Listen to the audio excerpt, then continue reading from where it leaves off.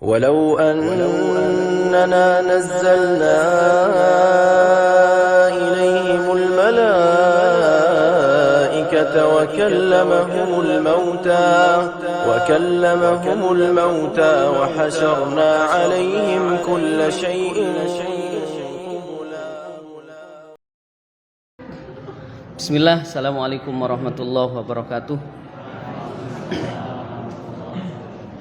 Innal hamdalillahi nahmaduhu wa nasta'inuhu wa nastaghfiruh wa na'udzu billahi min syururi anfusina wa min sayyiati a'malina. May yahdihillahu fala mudhillalah wa may yudlil fala hadiyalah. Asyhadu an la ilaha illallah wa asyhadu anna Muhammadan 'abduhu wa rasuluh. Amma ba'd. Kaifa halukum ya tullab? Khair, insyaallah, alhamdulillah. Alhamdulillah, pada kesempatan ini kita bisa melanjutkan pelajaran kita, yaitu pembacaan tentang hadis-hadis hukum yang dibawakan oleh Syekh Abdul Ghani Al-Maqdisi rahimahullahu ta'ala. Dan pada pertemuan yang lalu kita sudah masuk ke pembahasan tentang adab apa? Adab masuk ke kamar mandi atau qada hajat secara umum, yaitu adab bagaimana kita membuang hajat. Itu bagaimana kita ke kamar mandi. Maka kita sudah jelaskan bagaimana masuk ke kamar mandi, kemudian keluar kamar mandi, kemudian apa yang harus kita lakukan ketika di kamar mandi, menghadap kemana. Maka pertemuan yang lalu kita sudah bacakan itu. Adapun pertemuan ini, maka insyaallah kita masuk hadis ke-15, yaitu yang diriwayatkan oleh Abi Qatadah Al-Haris Al-Ansari radhiyallahu anhu, bahwa Rasul sallallahu alaihi wasallam bersabda, la yumsikanna ahadukum dzakarahu biyaminih wa huwa yabul wa la yatamassah minal khala biyaminih wala yatanaffas fil ina. Maka jamaah rahimani Allah wa iyyakum, di sini ada tiga adab. Ada tiga adab yang terkandung di dalam hadis ini. Dan hadis ini masih Masih seputar tentang qada hajat. Bagaimana adab kita membuang hajat dan seperti apa seharusnya adab seorang muslim. Dan kita sampaikan bahwa bahwa agama Islam ini agama sempurna. Agama yang paling sempurna. Sampai Sampai buang hajat pun diajarkan. Dan kita jelaskan pada pertemuan yang lalu Pada pertemuan yang lalu bagaimana orang-orang kufar, mereka enggak ada aturan. Enggak ada aturan.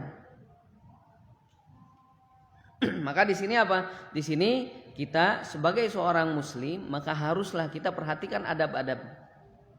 Perhatikan adab-adabnya. Maka mari kita lihat hadisnya. Kata Rasul sallallahu alaihi wasallam, la yumsikanna ahadukum dzakarahu biyaminih. Adab yang pertama. Adab yang pertama adalah Tidak boleh di antara kalian untuk memegang kemaluan kalian dengan Dengan tangan kanan. Dengan tangan kanan. Wa huwa yabul, di sini dikaitkan ketika Ketika buang air kecil. Ketika buang air kecil. Nanti kita jelaskan kenapa di sini ada wa huwa yabul. Terus bagaimana kalau seandainya selain ketika kencing gimana? Kemudian yang kedua adalah wala yatamassah minal khala'i biyaminihi. Maka ketika kita Ketika kita cebok, membersihkan kemaluan kita pun, baik itu dari buang air kecil atau buang air besar, maka kata Rasul sallallahu alaihi wasallam tidak boleh menggunakan tangan kanan. Ini yang kedua. Adapun yang kedua ini sebenarnya masih masuk pembahasan yang pertama. Kemudian yang ketiga, wala yatanaffas fil ina. wala yatanaffas fil ina, dan tidak boleh bernapas di bejana, di gelas ataupun apa yang biasa buat kita minum, nggak boleh bernapas di situ. Nah, coba lihat kita yang pertama. La yumsikanna ahadukum dzakarahu biyaminihi. Kata Rasul sallallahu alaihi wasallam, tidak boleh, dan di sini menggunakan dua penguat. Pertama tidak, kemudian ada nun taukid. Maka benar-benar di sini pelarangan. La yumsikanna ahadukum dzakarahu biyaminihi. Janganlah atau tidak boleh di antara kalian apa? Memegang kemaluan dengan tangan kanan, wa huwa yabul. Yaitu ketika apa? Ketika buang air kecil. Nah, ada pertanyaan di sini, apakah yang dilarang memegang apa? Memegang kemaluan dengan tangan kanan itu ketika buang air kecil saja atau umum?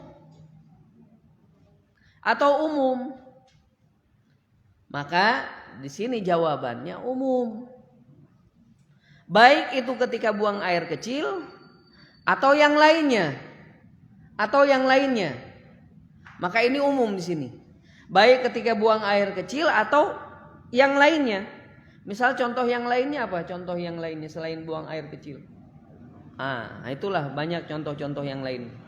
Banyak contoh-contoh yang lainnya. Maka di sini umum. Di sini umum. Di antara sebab kenapa di sini dikatakan wahwa yabul ketika buang air kecil, karena golibnya memegang kemaluan itu ketika apa? Ketika kencing. Jarang sekali, coba perhatiin. Hari ini saya pegang kapan ya? Selain apa? Selain pas buang air kecil. Oh, enggak ternyata. Kenapa? Karena golibnya adalah apa? Ketika buang air kecil. Golibnya ketika buang air kecil. Tapi di sini apa? Hakikatnya umum. Hakikatnya umum. Kenapa tidak boleh?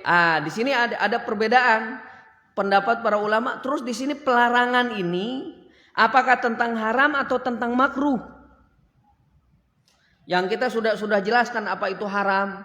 Maka haram ma yuthabu tarikuhu imtithalan wala yu'aqabu fa'iluhu. Ma yuthabu tarikuhu imtithalan wa yu'aqabu fa'iluhu. Apa-apa yang apa? Ketika seseorang itu meninggalkan mendapatkan pahala, dan ketika mengerjakan mendapatkan iqab, dosa. Itu adalah haram. Adapun makruh, ma yuthabu tarikuhu, orang yang meninggalkan itu mendapatkan pahala, wala yu'aqabu fa'iluhu, dan tidak apa? Dan tidak dihukum karena apa? Karena mengerjakannya. Itu makruh. Nah, di sini perselisihan di antara para ulama, apakah ini larangan ini makruh atau haram? Maka di pertemuan yang lalu kita jelaskan apa? Secara asal ketika ada larangan, pokoknya itu menunjukkan apa? Haram. Langsung kita tinggalkan. Nggak boleh nak. Wah, ini larangan haram atau makruh? Nggak, secara asal nggak boleh, haram. Secara asal. Makanya di sini ada perselisihan.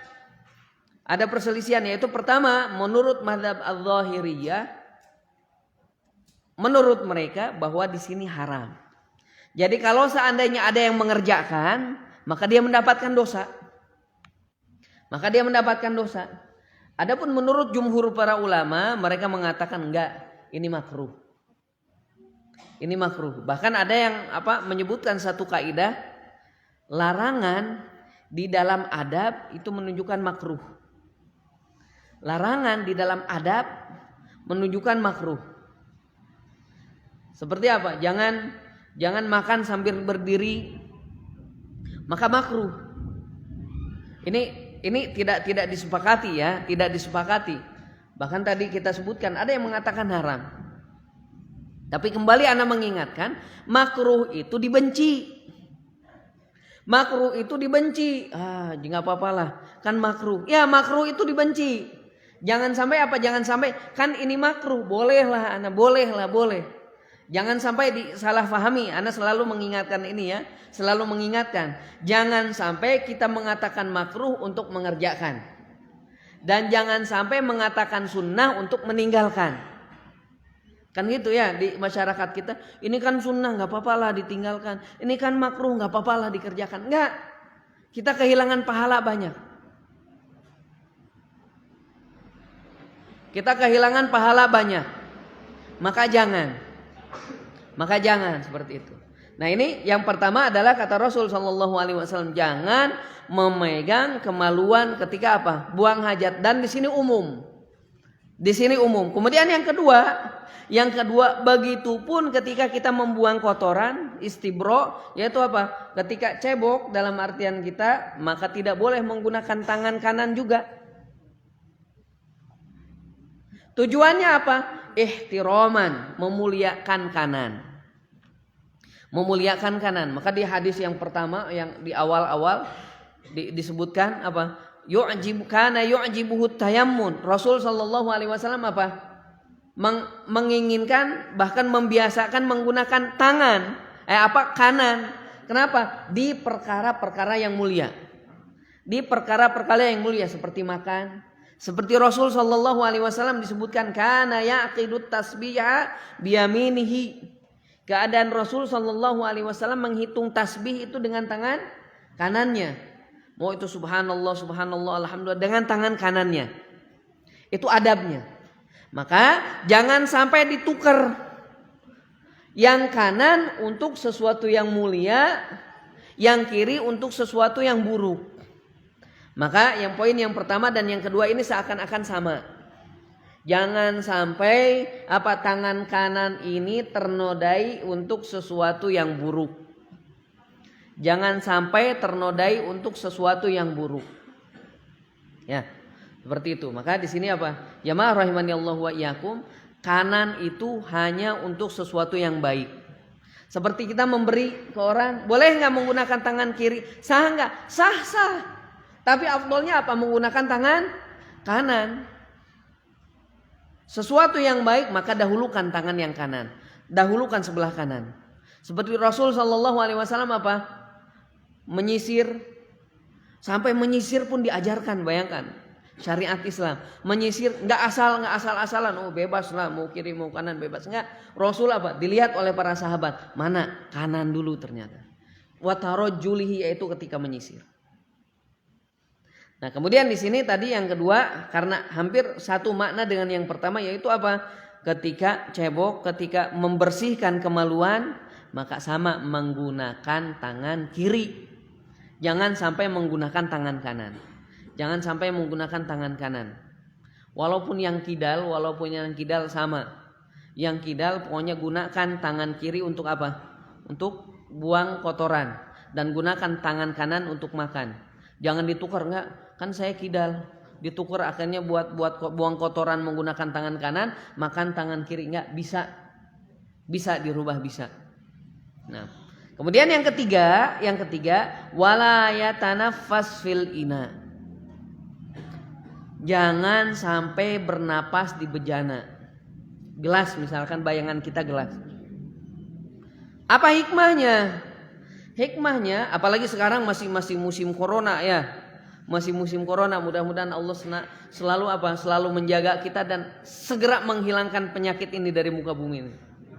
Masya Allah, ini sungguh Masya Allah udah mengganggu sekali. Tapi pasti ada hikmahnya. Semuanya pasti ada hikmahnya. Tapi kita berdoa mudah-mudahan Allah menjaga kita semua, kaum muslimin dan seluruh manusia umumnya. Seperti itu. Nah, tujuannya di antara hikmahnya ketika kita bernapas yang keluar apa? Kan dulu ada namanya karbohidrat, kemudian ada namanya apa? Ada karbon dioksida, kemudian ada oksigen. Nah, yang keluar dari ini apa? Maka itu buruk. Maka kalau seandainya kita bernapas, pertama akan menyebarkan apa? Akan menyebarkan virus. Misalkan minum, yang biasa kayak gitu siapa? Anak kecil. Anak kecil. Maka kalau misalkan masih seperti itu, anak kecil, anggaplah anak kecil. Tapi antum kita mau dikatakan anak kecil? Enggak, kita sudah dewasa, sudah balik, bahkan jenggotan. Masa mau disamakan dengan anak kecil? Anak kecil pun diajarkan oleh Rasul Shallallahu Alaihi Wasallam adab. Enggak boleh. Mau itu anak kecil misalkan apa? Kita lihat anak kita, wah masya Allah umur 5 tahun, umur 3 tahun misalkan, minum pakai tangan kiri, kemudian bernapas di ina, jangan katakan sudahlah biarkan, anak kecil kok. Enggak, mau anak kecil mau dewasa kita ajarkan. Seperti Rasul Shallallahu Alaihi Wasallam mengajarkan siapa? Mengajarkan anak tirinya. Kata Rasul Shallallahu Alaihi Wasallam, ya gulam, samillah. Gulam itu anak kecil. Ya gulam, samillah. Makanlah dengan tangan kanan. Makanlah dengan mengucapkan apa? Bismillah. Wakul biyaminika. Makan dengan tangan kanan. Itu anak kecil. Jadi jangan sampai apa? Jangan sampai ketika kita melihat kemungkaran, sudahlah nggak apa-apa lah anak kecil, nggak apa-apa, nggak. Ingatkan supaya apa? Supaya dia terbiasa. Akhirnya pas dewasa tahu, ini nggak boleh. Pas waktu mengamalkan, ini nggak boleh. Jangan sampai pas masih kecil dibiarkan nantilah kalau sudah balik baru kita ingatkan, nggak. Bahkan Rasul Shallallahu Alaihi Wasallam dalam masalah sholat apa? Pukul ketika umur 10 tahun pukul dia. Padahal belum balik, enggak, tapi harus diajarkan. Adapun umur balik itu tinggal waktu pengamalan. Bukan apa? Bukan latihan lagi, tinggal pengamalan. Dan ini para jamaah rahimani Allah wa iyyakum, terutama untuk ummahat dan bapak-bapak, jangan sampai ketika kita mendengar hadis Rasul sallallahu alaihi wasallam katanya umur 10 tahun harus dipukul. Sini kamu enggak sholat, umur 10 tahun ya dipukul, jebrot. Lihat apa? Lihat tahapan Rasul Shallallahu Alaihi Wasallam. Muru auladakum, perintahkan anak-anak kalian umur 7 tahun untuk sholat. Diperintahkan dari kecil. 7 tahun, 8 tahun, 9 tahun. Lihat ada berapa tahun menuju 10 tahun. 3 tahun, 7 tahun, 8 tahun, 9 tahun, baru masuk 10 tahun. Ada sebelum pemukulan itu apa? Ada tahapan. Jadi jangan sampai apa? Adanya hadis tentang pemukulan, boleh dipukul tuh. Pas kebetulan memang lagi sebel-sebelnya, jebrot. Tapi tahapan awalnya enggak dilalui. Umur 7 tahun, udah enggak apa-apa. Biarin aja dulu. Umur 8 tahun belum dicatat. Umur 9 tahun, enggak apa-apa, masih kecil kok. Wajarlah enggak sholat. Umur 10 tahun, dengar hadis harus dipukul. Nah, kamu enggak sholat ya tadi, sini bapak pukul. Kenapa? Mengamalkan hadis. Masya Allah, lihat tahapannya. Maka apa? Di dalam dakwah pun sama istidraj. Dalam mengingatkan anak pun langsung istidraj. Enggak langsung apa? Enggak langsung penghukuman. Tapi apa tahapan? Diingatkan dulu. Sama. Ketika misalkan kita mengingatkan adik-adik kita, jangan langsung antum salah, jebrot. Enggak, diingatkan dulu tahapan. Sudah diingatkan, berkali-kali sudah diingatkan, ternyata masih, baru kita mulai tahapan apa? Tahapan hukuman. Nah, kembali lagi ke hadis yang tadi. Kenapa Rasul Shallallahu Alaihi Wasallam di antara hikmahnya tidak boleh bernapas di air, di gelas, karena akan menimbulkan apa? Penularan penyakit. Itu yang pertama. Akan menimbulkan penularan penyakit. Lebih mudah, makanya pemerintah di sini apa? Memerintahkan untuk menutup masker. Adapun mata, hidung dan mulut. Adapun mata enggak, tangan enggak perintahkan harus tertutup semuanya, enggak. Mulut dan hidung. Kenapa? Dari sinilah penyebaran apa? Virus. Dari sini penyebaran virus. Dari apa? Dari hidung. Makanya banyak kotoran-kotoran di hidung, baik itu kotoran hissi, yaitu yang tadi virus-virus, atau kotoran maknawi seperti syaitan di sini bersarang. Itu yang pertama, yaitu apa? Penyebaran virus melalui apa? Melalui napas kita. Nah, itu yang pertama. Kemudian yang kedua, akan menimbulkan orang yang minum setelahnya apa? Merasa jijik. Coba kalau misalkan minum biasa, bismillah, udah. Tapi kalau misalkan kita lihat orang Oh, gimana yang setelahnya? Enggak, ana enggak mau minum bekas antum. Loh kenapa? Ingus intum ana yang netes. Dan bisa jadi kan ya? Bisa jadi. Terkadang enggak kerasa, tiba-tiba ada yang itu kan apa? Penyebaran virus kemudian apa? Menyebabkan orang yang minum setelahnya apa? Jorok. Maka di sini juga apa? Di sini juga termasuk anjuran kita apa? Kita minum bersama, berbarengan dalam satu gelas. Makanya di sini hikmahnya kenapa? Hikmah dilarang diantaranya itu supaya yang minum setelahnya apa? Tidak merasa jijik. Berarti minum bersama.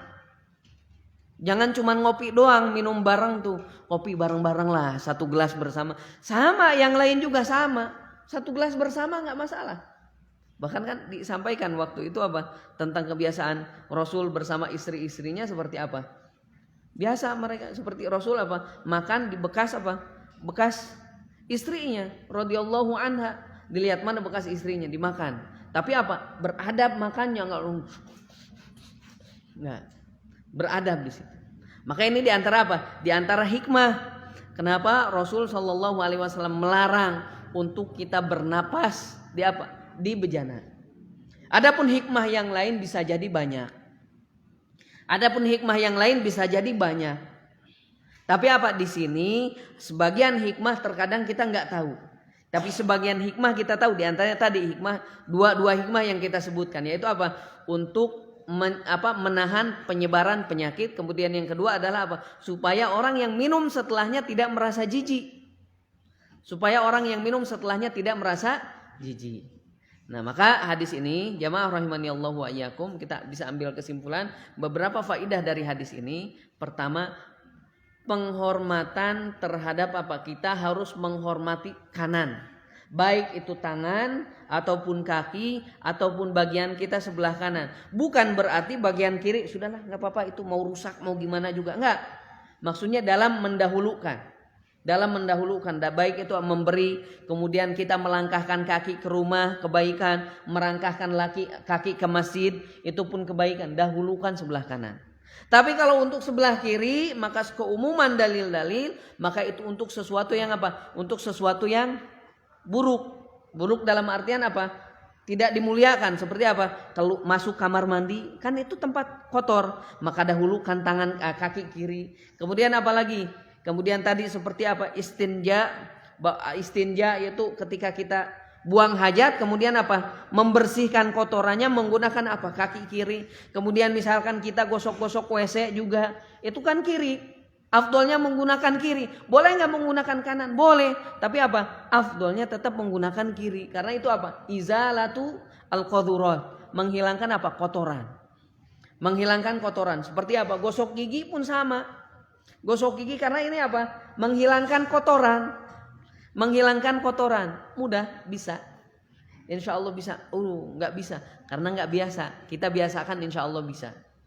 Karena apa? Bisa itu karena dibiasakan.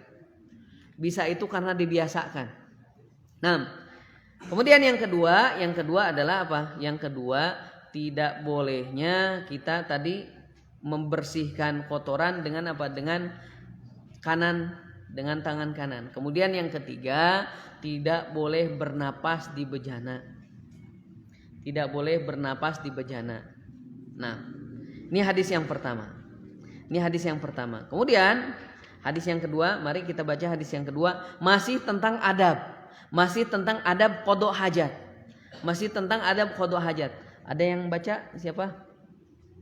Nah, Iqra, bismillah.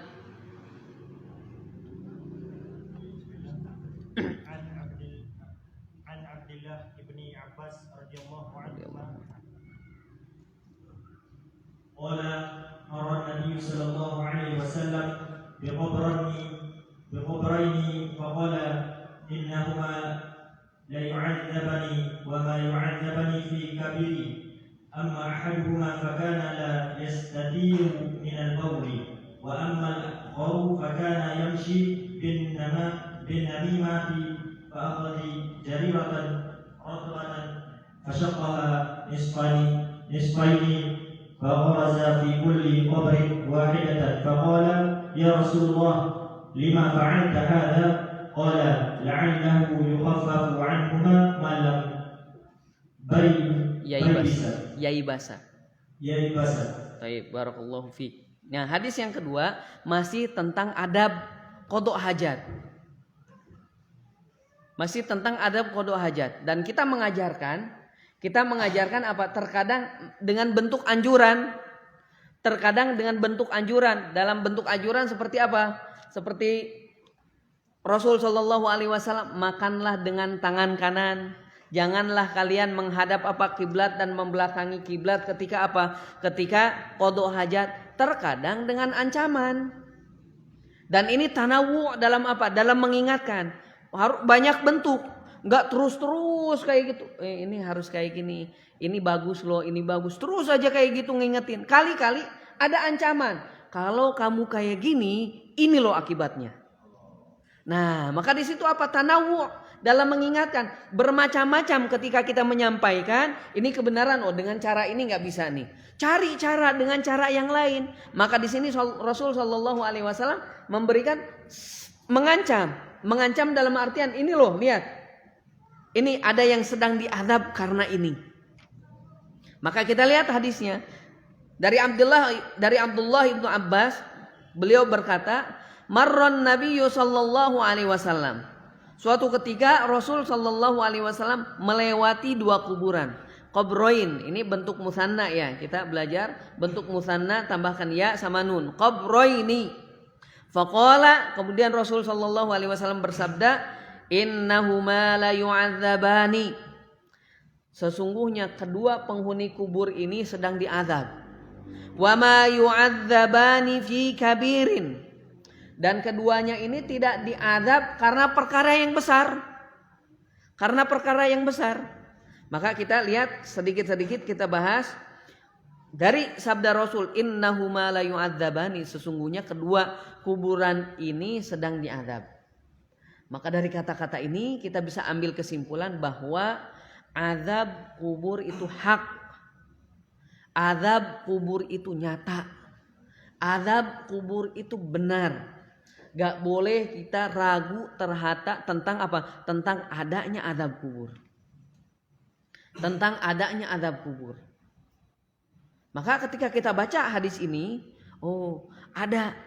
Jangan nggak perlu kita nanti dulu anak cek dulu bener nggak, dengerin misalkan nggak ada kok, ini orang kafir nih, bukan orang Islam, tapi nggak kedengeran, akhirnya dia nggak beriman. Ternyata ada suatu ketika, dan ini kisah nyata, ada satu ketika orang termasuk maling, biasanya kan ada maling kan orang-orang kafir itu apa dikubur dengan apa, dengan harta-hartanya kan ya. Ini diceritakan di hasyiah, di catatan kaki Syekh Fauzan menceritakan tentang akidah al-wasithiyah, tentang adab kubur.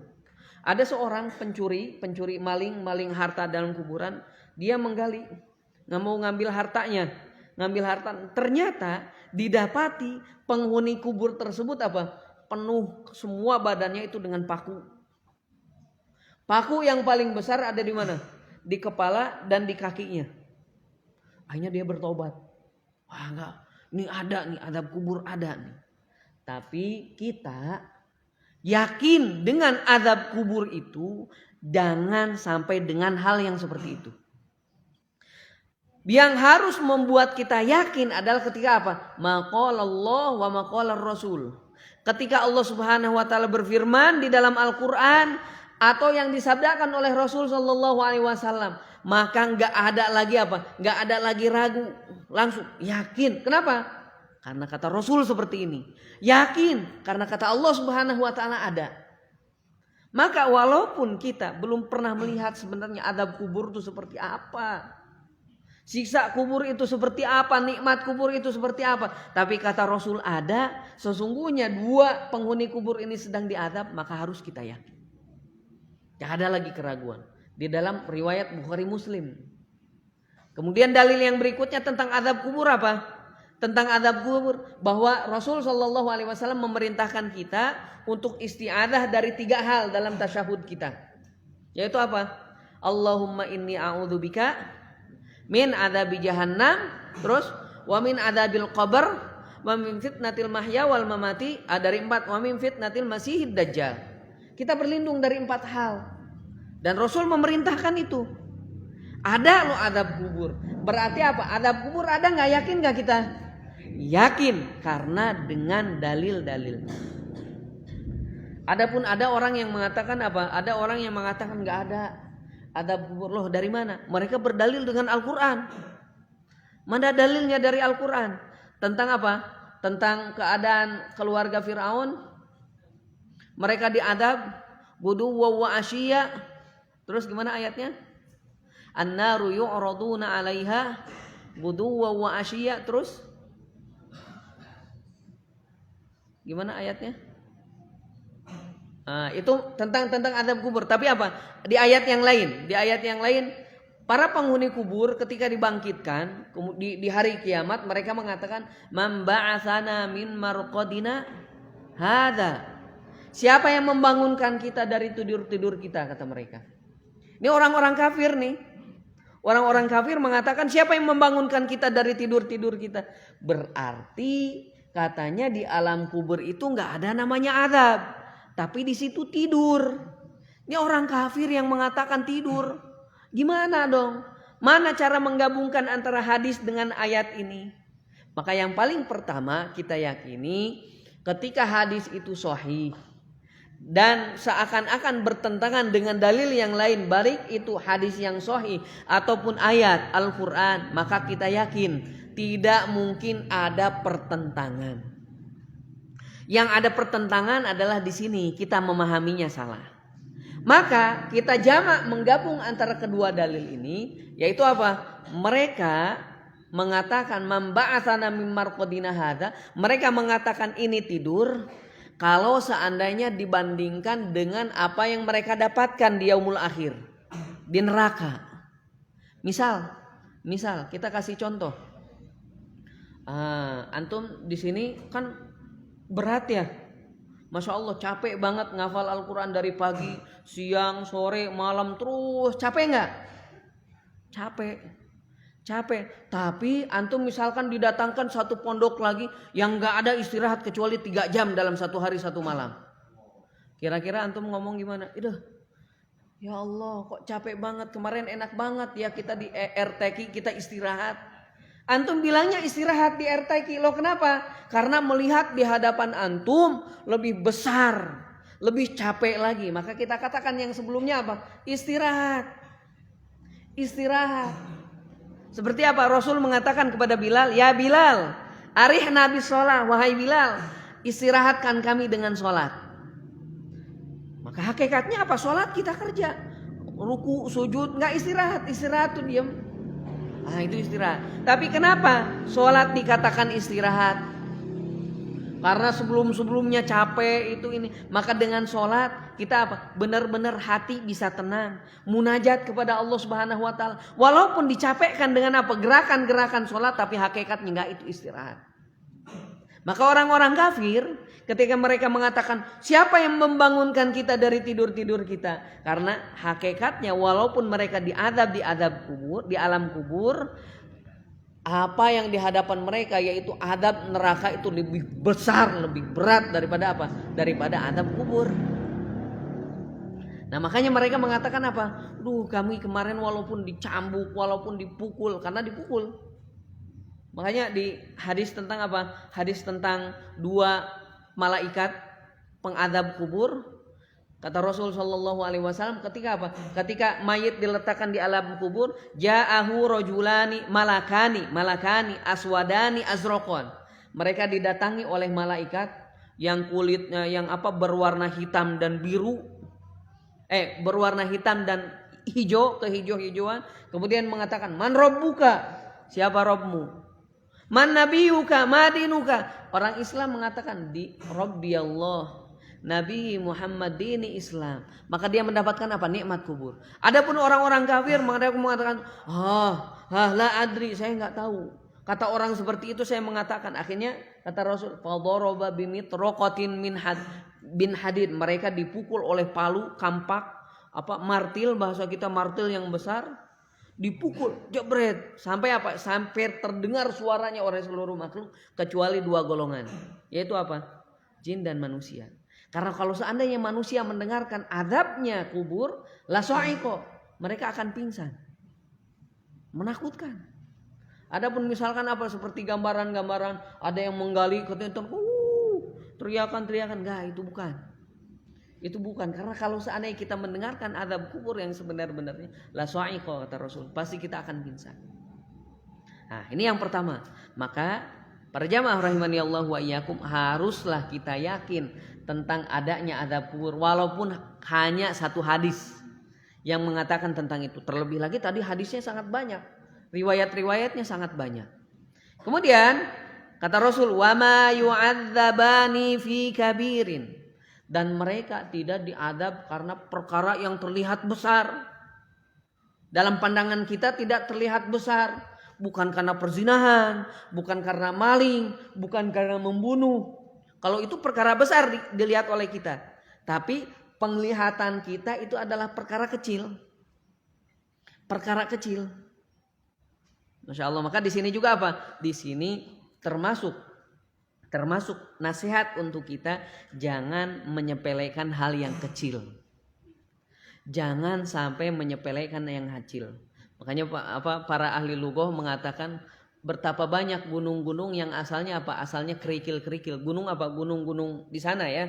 Di Arab kan banyak gunung-gunung apa?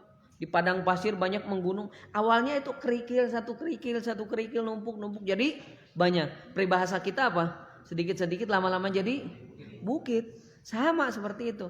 Maka kata Rasul sallallahu alaihi wasallam, la tahqiranna minal ma'rufi syai'a.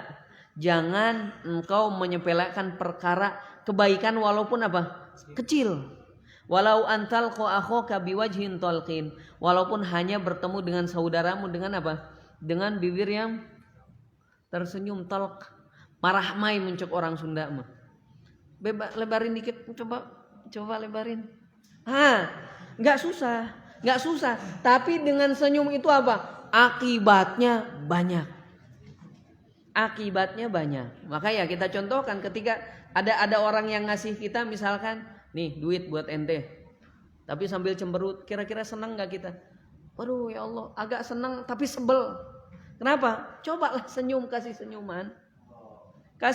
Makanya Rasul sallallahu alaihi wasallam apa mengatakan, tabassumuka fi wajhi akhika shadaqah.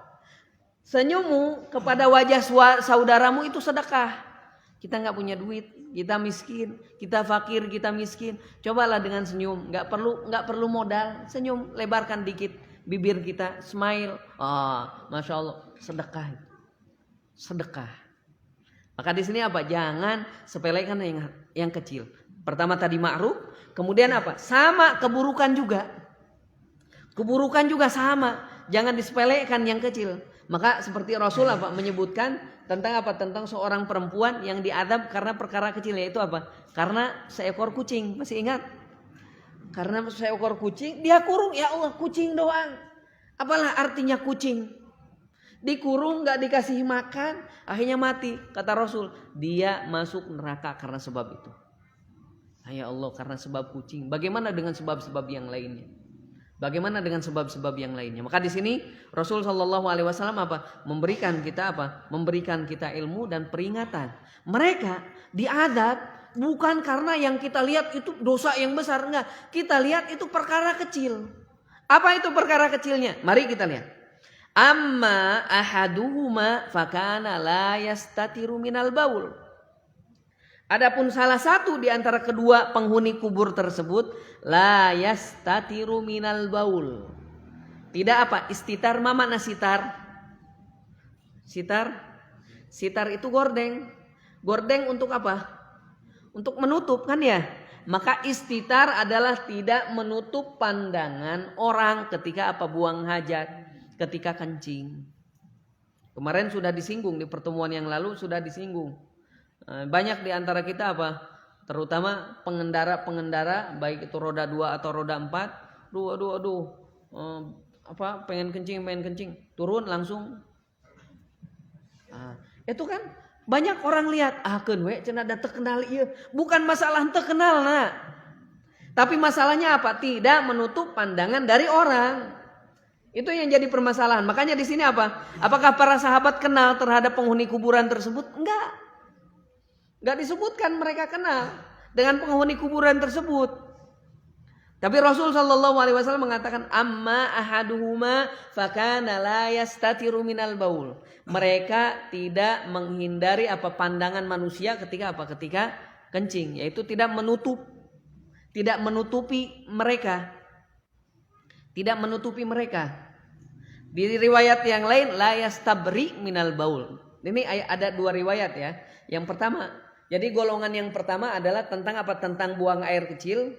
Ada buang air kecil, ada 2 riwayat. Yang pertama, la yastatiru minal baul, tidak menutup diri ketika buang air kecil. Yang kedua, la yastabri minal baul, tidak membersihkan ketika setelah kencing. Berarti gambarannya 2. Yang pertama tadi pengen kencing turun, banyak orang lalu lalang, biarin aja. Itu yang pertama. Kemudian yang kedua, pengen kencing. Akhirnya kencing. Kemudian udah gitu langsung disarungin lagi. Tanpa dicuci. Itu yang kedua. Dua-duanya sama. Pandangan kita dosa besar bukan? Lah, biasa atuh kitu mah. Di mana-mana ge aya. Tapi biasa-biasa sing alit-alit oge ageng adabna. Nyaeta naon? Diadab di alam kubur. Pandangan kita, ya Allah biasa atuh nu kitu mah tong dijadikeun masalah. Pirage pipis da tengencingan antum ieu. Iya, enggak ngencingin kita, tapi saya kasihan sama antum. Kenapa? Nanti diadab lu di alam kubur. Ini kan termasuk Termasuk nyingsieunan Rasul sallallahu alaihi wasallam ka urang. Maka ini diadab dalam uslub menyampaikan Menyampaikan nasihat. Bisa jadi, ieu diingetan, yang teu kenging papang sembarangannya. Kudu ka kamar mandi. Anger we kitu keneh. Sakali-kali mah kudu diingetan, kade. Lamun kencing kitu deui ku bapak disintreuk. Itu pan ancaman. Betul enggak ancaman? Maka diperbolehkan. Itu uslubnya Tapi yang paling pertama adalah diingatkan baik-baik, diingatkan. Kalau bisa diingatkan baik-baik, enggak perlu ada ancaman. Tapi kalau seandainya ini beberapa orang memang nggak bisa dengan dengan metode lemah lembut, karena masing-masing orang beda watak, ya nggak? Si fulan nih kalau nih dari misalkan dari Tasik cukuplah diingatkan, nih dari Ciamis cukup diingatkan. Tapi kalau misalkan orang dari sana, nggak bisa nih, wataknya keras, nggak bisa, kecuali harus harus ada kayak gitu sentuhan baru dia. Itu kan beda-beda. Tapi intinya Intinya sama, harus ghoyah, tujuannya harus nyampe. Seperti itu. Maka yang paling pertama di sini amma ahaduhuma fakana la yastatiru minal baul. Tidak menutup diri dari pandangan orang ketika buang air kecil, atau tidak cebok ketika buang air. Ini kenapa di sini yang disebutkan hanya buang air kecil saja? Karena kebiasaannya kalau buang air kecil, kalau buang air besar mah jarang aya nu terang-terangan. Leres. Misal mulus-mulus pengen BAB, aya sugan anu langsung nagog di sisi jalan. Jarang. Tapi kalau buang air kecil banyak karena aglabnya. Bukan berarti kalau buang air besar mah enggak terkena adab, enggak, sama. Bahkan itu aula. Kias aula namanya. Buang air kecil saja harus menjaga pandangan dari orang lain, terlebih lagi buang air besar. Karena di sini dari aglabnya. Kalau buang air besar jarang ada yang langsung langsung pakai celana lagi tanpa cebok, jarang. Tapi kalau buang air kecil langsung di kandangan, banyak.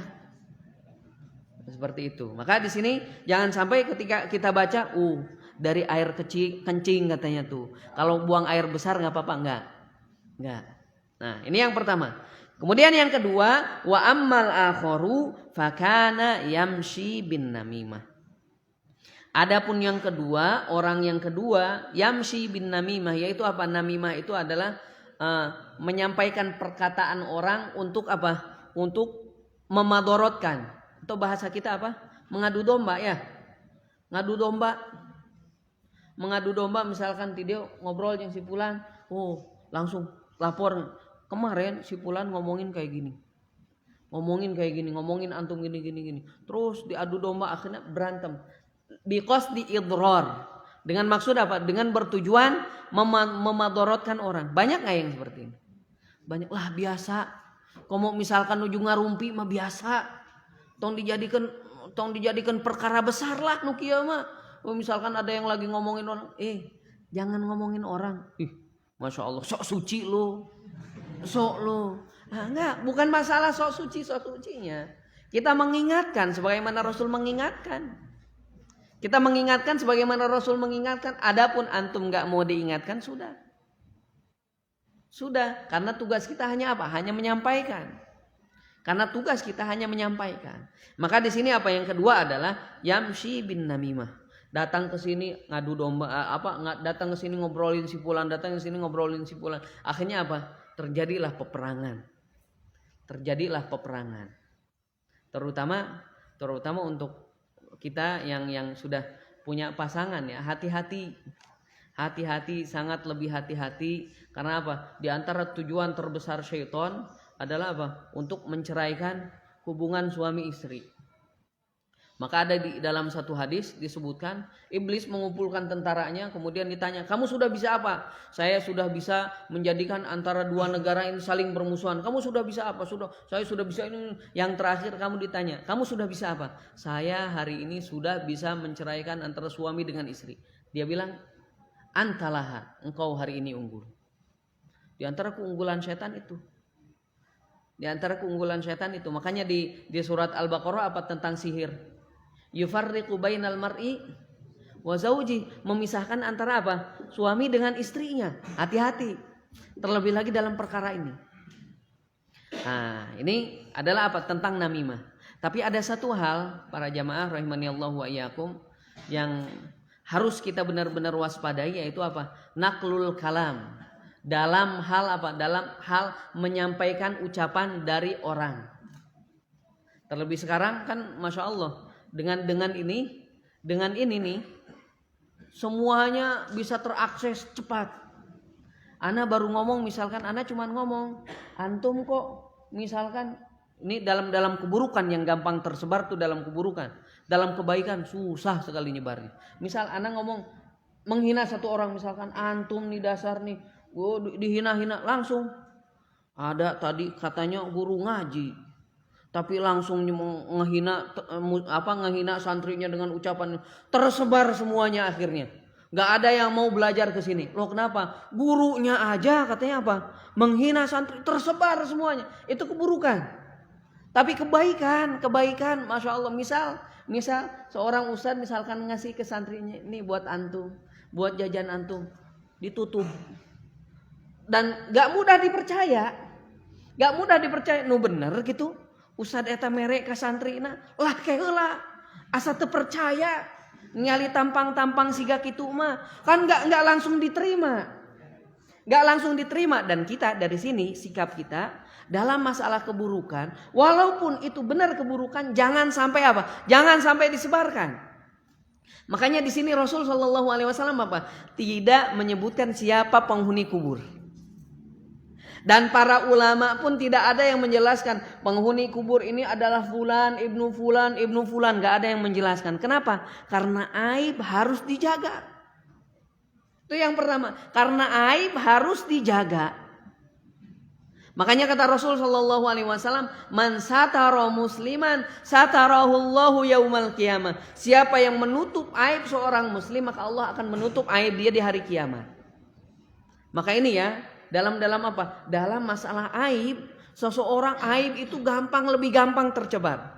Tapi beda kalau kebaikan.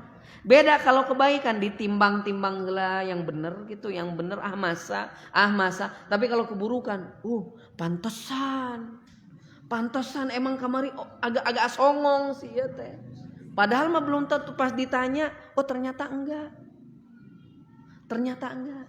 Makanya Rasul sallallahu alaihi wasallam mengatakan di dalam satu hadis, dan ini harus benar-benar kita hafal dan harus benar-benar nempel di sini apa? Kata Rasul sallallahu alaihi wasallam, "Kafa bil mar'i itsman."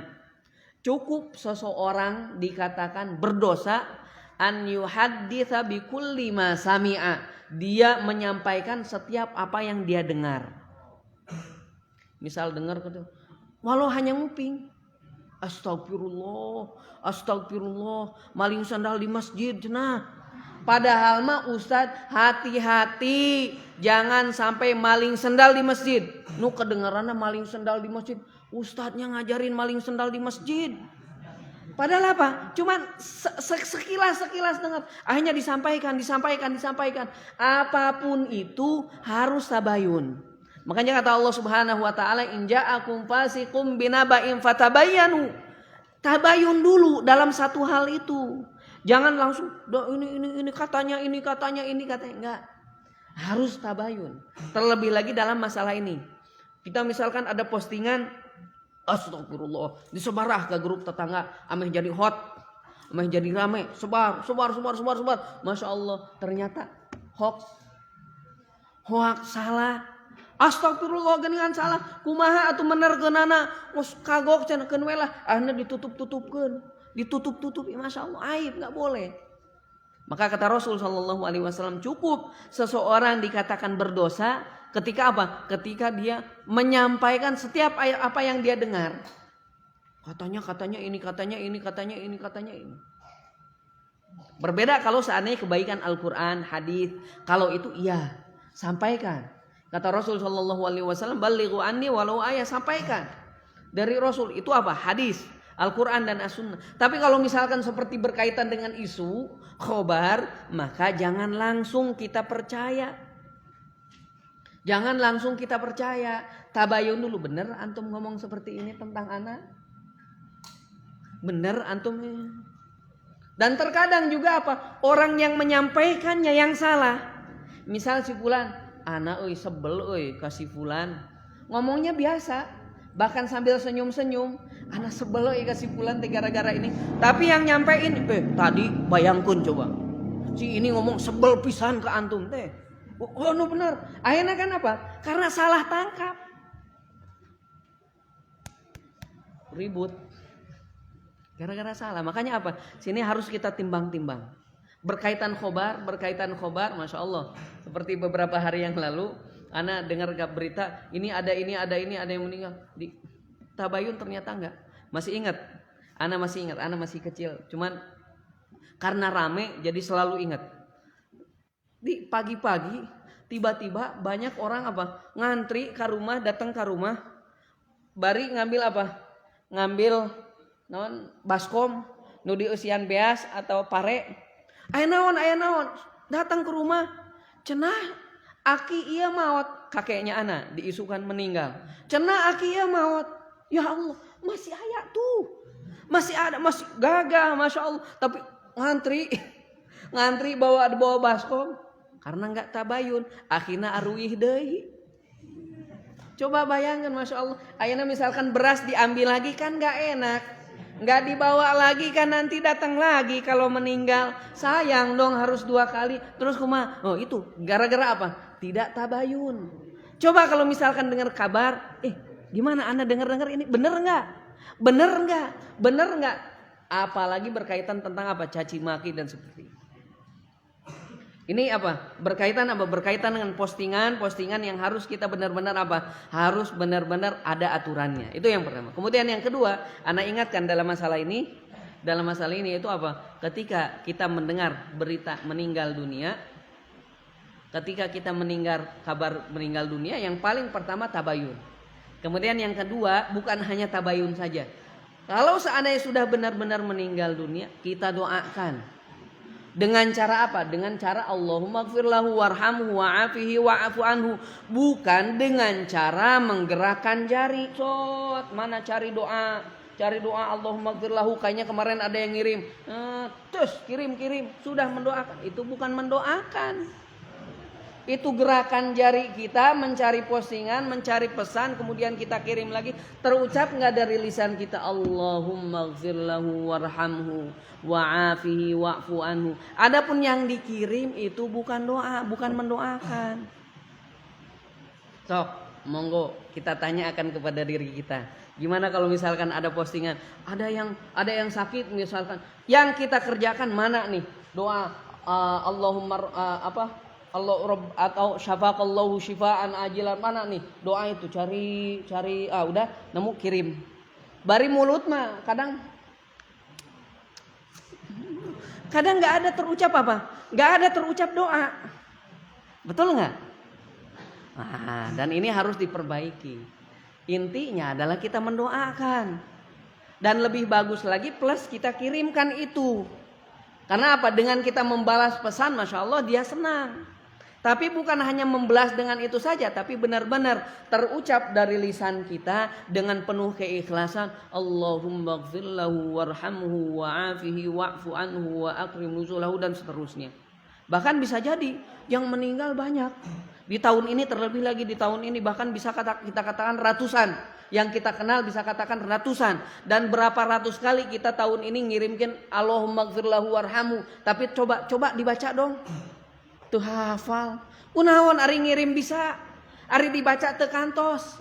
Coba lamun ku urang dibaca, misalkan dibaca setiap kali ngirim dibaca heula insyaallah khatam tanpa dihafal. Betul enggak? Nah, terkadang apa? Dibaca aja bisa hafal, ngelihat bisa hafal, dengar aja bisa hafal. Coba setiap kita ngirim, sebelum kita ngirim baca dulu Allahumma gfir lahu warhamhu wa'afihi wa'fu anhu wa akrim nuzulahu, dan seterusnya. Ini apa? Ini penting juga untuk kita, jangan hanya menggerakkan jari kemudian kita kirim tapi tidak terucap dari lisan kita doa, tidak ikhlas kita mendoakan. Itu intinya. Kemudian Rasul sallallahu alaihi wasallam apa? Kita lanjutkan hadisnya. Fa akhadha jaridatan rotbatan fashaqqaha nisfaini. Kemudian Rasul sallallahu alaihi wasallam mengambil pelapah kurma. Fashaqqaha nisfain. Kemudian apa? Dibelah dua belahan. Fagharaza fi kulli qabrin wahidatan. Kemudian ditancapkan di setiap kuburan satu belah yang tadi ditancapkan. Nah, ada pertanyaan, terus gimana ini hukumnya? Boleh nggak kita amalkan? Oh, ambil pelapah kurma, atau jangan pelapah kurma lah, misalkan kita apa? Pelapah kelapa kemudian kita belah ditancapkan ke kuburan dengan bertujuan apa? Untuk meringankan azab kubur. Maka di sini wallahu a'lam yang lebih tepat adalah kekhususan Nabi sallallahu alaihi wasallam. Ketika itu Rasul sallallahu alaihi wasallam apa? Beliau mendapatkan wahyu dari Allah Subhanahu wa taala. Bukan berarti Rasul mengetahui ilmu gaib.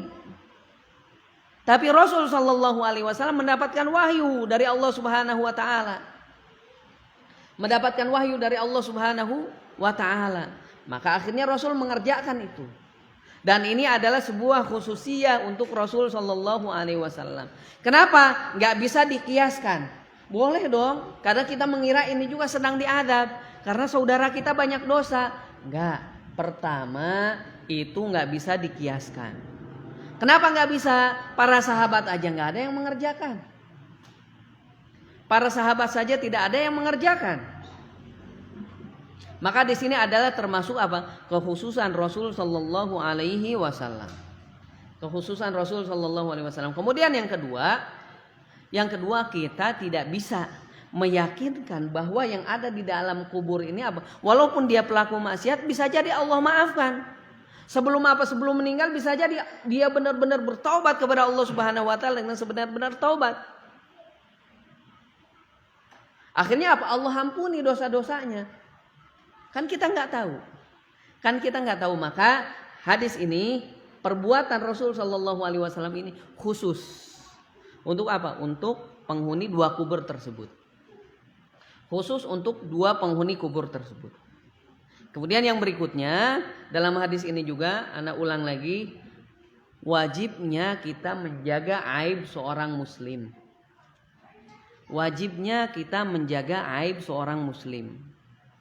Dari mana?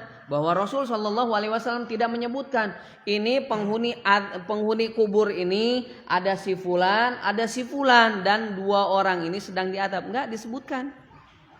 Tapi apa? Mujmal, penghuni kubur ini sedang diadab. Gak disebutkan namanya si fulan, si fulan, si fulan. Maka di sini juga apa mengajarkan kepada kita bahwa kita haruslah menjaga aib seorang muslim. Harus menjaga aib seorang muslim. Nah, ini. Kemudian Rasul sallallahu alaihi wasallam berkata, mereka berkata para sahabat, "Ya Rasulullah, lima fa'alta hadza?" Wahai Rasulullah, untuk apa engkau mengerjakan seperti ini? Apa sebabnya engkau mengerjakan seperti ini? Kata Rasul sallallahu alaihi wasallam, la'allahu yukhaffifu anhuma ma lam yaibasa. Mudah-mudahan kedua pelapah kurma ini bisa apa? Mengurangi azab mereka selama batang kurma ini masih basah. Selama batang kurma ini masih basah. Maka di sini adalah apa? Khususnya Rasul sallallahu alaihi wasallam. Kekhususan Rasul sallallahu alaihi wasallam. Maka ini beberapa pelajaran yang bisa kita ambil atau penjelasan tentang hadis ini. Penjelasan tentang hadis ini. Maka kita bisa simpulkan bahwa beberapa faidah dari hadis ini. Yang pertama, itsbatu adzabil qabri. Yang pertama adalah apa? Penetapan adanya azab kubur. Dari hadis yang tadi. Dari hadis yang tadi, penetapan adanya adab kubur. Kemudian yang kedua, ada mustibro minan najasa sababun fi hadzal adab. Fal wajibul istibro minhuma. Maka tidak bersuci dari apa? Setelah buang air atau tidak menutup, menghalangi diri kita, menutup aurat kita ketika apa? Ketika buang air, maka di situ sebab dikenakannya azab. Maka ini harus benar-benar kita perhatikan. Harus benar-benar kita perhatikan. Maka bahkan Rasul sallallahu alaihi wasallam bersabda di dalam satu hadis, "Aktsaru adzabil qabr minal baul." Kebanyakan orang yang diadab di dalam kubur banyaknya adalah tentang apa? Tentang mereka tentang buang air kecil. Tentang buang air kecil. Gimana aja contohnya? Ya tadi, asal kencing tanpa menutup menutup diri dari pandangan orang, kemudian tidak bersuci, kemudian apalagi tidak menjaga pakaian dari kencing, kemudian apalagi kesalahan-kesalahan ketika kencing, apalagi ada lagi nggak? Ada lagi? Hah? Nah, tidak membelakangi dia menghadap atau membelakangi kiblat, kan tidak boleh. Kan tidak boleh. Banyak dari apa? Dari itu. Banyak dari itu. Banyak dari itu. Maka ini termasuk apa? Supaya kita benar-benar berhati-hati. Dan hadis yang tadi kita sampaikan, aktsaru adzabil qabr minal baul, banyak orang yang apa? Banyak orang yang diazab di kubur itu sebabnya adalah apa? Sebabnya dari kencing. Dan ini disahihkan oleh Ibnu Hajar Al-Asqalani, yaitu salah satu pengarang kitab apa? Pengarang kitab Bulughul Maram. Kemudian faedah yang berikutnya adalah tahrimun namimah bainan nas wa annaha min asbabi adzabil qabr. Larangan untuk mengadu domba antara manusia untuk apa? Liqasdil idrar, yaitu untuk bertujuan apa? Untuk bertujuan memadorotkan. Untuk bertujuan memadorotkan. Tapi bagaimana kalau seandainya li ajlil islah, itu bukan namimah. Misal kita terkadang nih dua sahabat kita lagi berantem.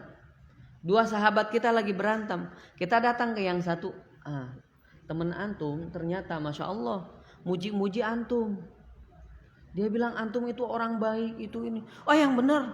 Oh ternyata akhirnya dia kira apa? Oh ternyata teman ana nggak sesuai dengan yang ana bayangkan. Ternyata dia baik sekali. Datang lagi ke satu lagi, teman antum ternyata nggak ada kebencian ke antum. Dia itu muji-muji antum. Bahkan nggak ada tuh ngehina-hina antum, nggak ada. Yang benar. Oh gitu, masya Allah. Akhirnya pas ketika mereka berpapasan apa? Akhi assalamualaikum. Akhirnya apa? Gimana? Kita makan yuk, makan hanya bareng. Makan bareng. Perdamaian. Sering nggak seperti itu? Jarang. Yang ada apa? Yang ada ya tadi ngadu domba. Temen antum nih. Oh no, dia no. antum masya Allah, kenapa antum sampai benci banget sama dia? Akhirnya terus berantem lah. Yang tadinya senyum-senyuman ternyata akhirnya apa? Cemberut-cemberutannya hanya bukan itu saja, tapi apa? Tajadul, berantem.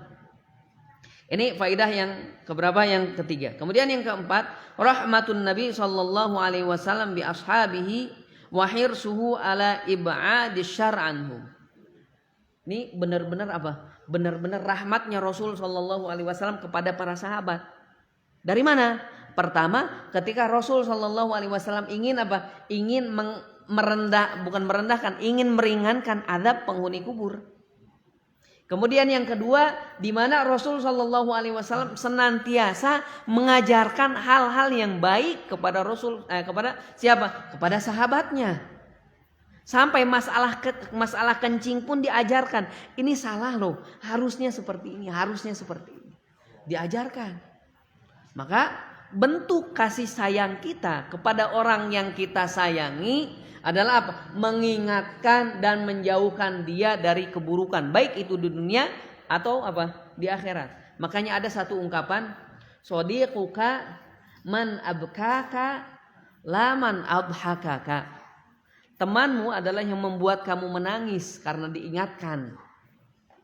Bukan orang yang senantiasa membuat kamu tertawa. Dan ini sesuai dengan apa?